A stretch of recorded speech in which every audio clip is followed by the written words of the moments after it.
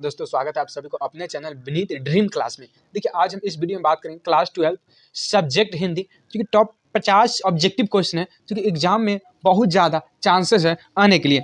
चलिए हम स्टार्ट करते हैं। सवाल नंबर 1 कि खून पसीना एक करना मुहावरे का अर्थ है। जी हाँ दोस्तों, तो खून पसीना एक करना मुहावरे का अर्थ, इसका राइट आंसर हो जाएगा कठिन परिश्रम करना। क्या हो जाएगा? कठिन परिश्रम करना। यथो अष्ट शब्द का संधि क्या है? जी हाँ दोस्तों, इसमें संधि विच्छेद पूछ रहा है, तो इसका हो जाएगा यथा प्लस इष्ट।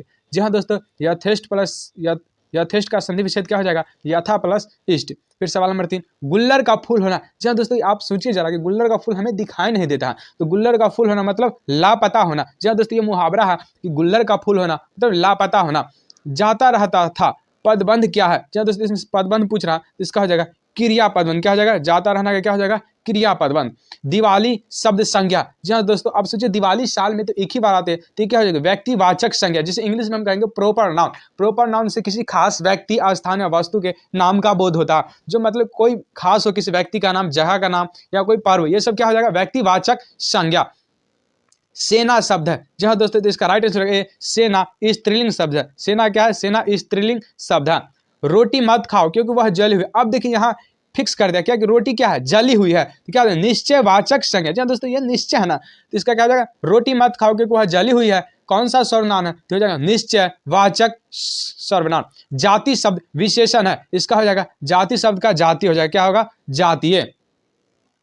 कार्य करने वाला के लिए एक शब्द है, तो कार्य करने वाला के एक शब्द हो जाएगा, इसका राइट आंसर ए कार्यकर्ता। जी हाँ दोस्तों, याद रखिएगा कार्य करने के लिए एक शब्द क्या हो जाएगा? कार्यकर्ता। सत शब्द है। जी हाँ दोस्तों, सत क्या? सत तत्सम शब्द है। क्या? तत्सम। बातचीत शीर्षक निबंध के अनुसार जो कुछ मवाद या धुआं जमा रहता है वह भाप बनकर निकल जाता है। कैसे? तो ये हो जाएगा बातचीत के जरिए। और ये कहाँ से लिया गया? ये बातचीत चैप्टर से लिया गया, जिसका लेखक है बालकृष्ण भट्ट। ये सभी याद रखिएगा दोस्तों, आपके पास अगर बुक होगा तो इससे याद रखिएगा चैप्टर के नाम और उसके लेखक। बिना फेरे घोड़ा बिगड़े है और बिना लड़े सिपाही, यह पंक्ति किस कहानी में? जहाँ दोस्तों इसको आप पढ़े रहिएगा तो किताब के बीच में से उसने कहा था। किससे? उसने कहा था, मतलब बिना फेरे घोड़ा बिगड़े और बिना लड़े सिपाही, ये किस पंक्ति से? तो उसने कहा था चैप्टर से लिया गया। दल विहीन लोकतंत्र किसके मूल उद्देश्य में है? इसका राइट आंसर रहेगा सी समाजवाद के। जी हाँ दोस्तों, क्या हो जाएगा? समाजवाद के। सवाल नंबर 14 नारी और नर एक ही द्रव्य की ढली दो प्रतिमाएं हैं, वह पंक्ति किस शीर्षक पाठ की है? जी हाँ दोस्तों, नर और नारी एक ही पंक्ति के किस पाठ से लिया गया? तो अर्ध नारी इस पर। जी हाँ दोस्तों, इसमें शंकर और पार्वती की चर्चा की गई है। मतलब नर नारी एक ही द्रव्य क्या है? ढली दो प्रतिमाएं हैं, ये किससे लिया गया? अर्ध नारी इस पर। रोज शीर्षक कहानी में किसने पूछा तुम पढ़ती लिखती नहीं हो? इसका राइट आंसर लेखक ने पूछता है क्या कि तुम पढ़ती लिखती नहीं हो। कौन पूछा? लेखक। एक लेख और एक पत्र के लेखक कौन है? जी हाँ दोस्तों, तो इसका राइट आंसर रहेगा सी भगत सिंह। कौन है? एक लेख और एक पत्र के लेखक कौन है? भगत सिंह। वसुंधरा भोगी मानव और धर्मानंद मानव एक ही सिक्के के दो पहलू है, यह पंक्ति किसके द्वारा लिखी गई है? जी हाँ दोस्तों, इसका राइट आंसर डी जगदीश चंद्र माथुर के द्वारा लिखा गया है। गांधी जी की झोपड़ी को किसने जला दिया? तो एमन साहब के कर्मचारी ने। किसने जलाया? एमन साहब के कर्मचारी। जी हाँ दोस्तों, याद रखिएगा कि गांधी जी की झोपड़ी को किसने जलाया? तो एमन साहब के कर्मचारी ने। शरीयमान ताल का जल कैसा है? तो इसका राइट आंसर बी स्थिर है। कैसा है? स्थिर। सिपाही की माँ एकांकी में बिशनी चारपाई के पास मोढ़े पर बैठे क्या करती है? जी हाँ दोस्तों, याद रखेगा कि बिशनी क्या करती है? सूत काटती है। याद रखेगा क्या करते? बिशनी सूत काटती है। इतने पास अपने शीर्षक संकलन किस कवि के द्वारा लिखा गया है? तो इसका right answer D Shamsher Bahadur Singh के द्वारा। किसके द्वारा? शमशेर बहादुर सिंह। हिंदी साहित्य में गजानन माधव मुक्तिबोध का उदय कैसे कवि के रूप में हुआ है? तो इसका राइट आंसर रहेगा ए प्रयोगवादी कवि। जी हाँ दोस्तों, याद रखिएगा कि गजानन माधव मुक्तिबोध कैसे कवि है? तो प्रयोगवादी। रघुवीर सहाय का जन्म कब हुआ था? तो इसका राइट आंसर रहेगा सी 9 दिसंबर 1929 ईस्वी को। जी हाँ दोस्तों, याद रखिएगा कि रघुवीर सहाय का जन्म कब हुआ? तो 9 दिसंबर 1929 ईस्वी को। कहीं नहीं वही कविता संग्रह किसके द्वारा लिखा गया? जी हाँ, याद रखिएगा अशोक वाजपेयी। कहीं नहीं वही कविता किसके द्वारा लिखा गया? अशोक वाजपेयी। कौन लेखक कांगो के शिक्षा मंत्री, वित्त मंत्री एवं प्रधानमंत्री रह चुके हैं? तो हेनरी लापेज। कौन रह चुके हैं? हेनरी लापेज। कौन? हेनरी लापेज।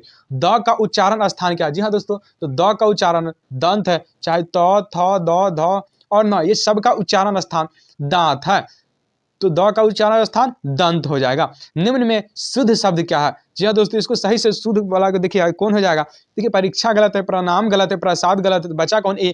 तो प्रशंसा सही शब्द है। क्या? प्रशंसा सही शब्द है। निराधार शब्द का संधि विच्छेद क्या है? तो निराधार के शब्द का निह जोड़ आधार है। जी हाँ दोस्तों, संधि विच्छेद मतलब एक शब्द का दो अलग अलग भाग बन जाए उसे हम संधि विच्छेद कहते हैं। तो निराधार शब्द का संधि विच्छेद क्या है? तो निराधार। जी हाँ दोस्तों, याद रखेगा कि संधि के कितने भेद होते हैं? तो संधि के 3 भेद होते हैं। कितने भेद होते हैं? 3 भेद होते हैं। रक्षाबंधन कौन संज्ञा है? जी हाँ दोस्तों, याद रखिएगा रक्षाबंधन व्यक्तिवाचक संज्ञा है। कौन संज्ञा? रक्षाबंधन व्यक्तिवाचक।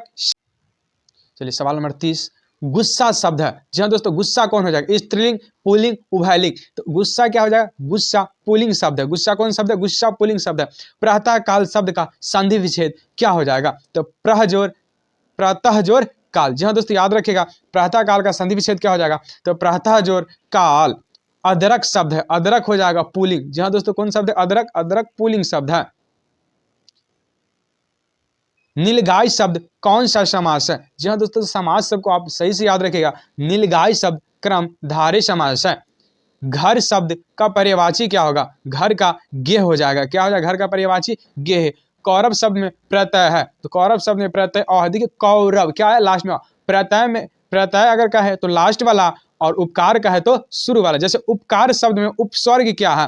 तो उपस्वर्ग में उपस्वर्ग उप है। जी हाँ दोस्तों, अगर उपस्वर्ग पूछे तो शुरू वाला और प्रत्यय पूछे तो लास्ट वाला लीजिएगा जो बोलने में आए, तो उपजोर कार कहेंगे तो क्या हो जाएगा? उपकार। धर्म शब्द है, धर्म शब्द क्या है? धर्म शब्द पुल्लिंग शब्द है। धर्म क्या है? धर्म पुल्लिंग शब्द है। विराम का शाब्दिक अर्थ क्या होता है? तो विराम का शाब्दिक अर्थ चाल होता है। क्या होगा? चाल होता है। सुक्ति का संधि विच्छेद क्या है? सुजोर उक्ति। सुक्ति का संधि विच्छेद सुजोर उक्ति।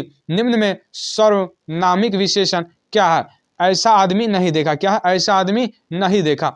अनुभव शब्द है, अनुभव क्या हो जाएगा? अनुभव पुल्लिंग हो जाएगा। अनुभव क्या है? अनुभव पुल्लिंग हो जाएगा। तीर्थ यात्रा शब्द कौन सा समास है? तो तीर्थ यात्रा शब्द तत्पुरुष समास है। कौन हो जाएगा? तत्पुरुष समास। हास्य पद शब्द में प्रत्यय है, तो हास्य क्या हो जाएगा? अस्पद। क्या हो जाएगा? अस्पद। हमारे विद्यालय के प्राचार्य आ रहे हैं, क्रमधारय क्या हो जाएगा? तो क्रिया पदबंध। क्या हो जाएगा? क्रिया पदबंध। समाज शब्द का विशेषण क्या हो जाएगा? सामाजिक। जी हाँ दोस्तों, याद रखिएगा समाज शब्द का विशेषण सामाजिक। मनोविनोद शब्द कौन लिंग है? तो इसका राइट आंसर है ए, पुल्लिंग है। कौन है? पुल्लिंग। मुझे भी छात्रवृत्ति मिली थी, सर्वनाम है, तो इसका राइट आंसर ए, पुरुषवाचक सर्वनाम है। प्रेम शब्द का विशेषण है, तो प्रेम शब्द का विशेषण हो जाएगा प्रेमी। कौन हो जाएगा?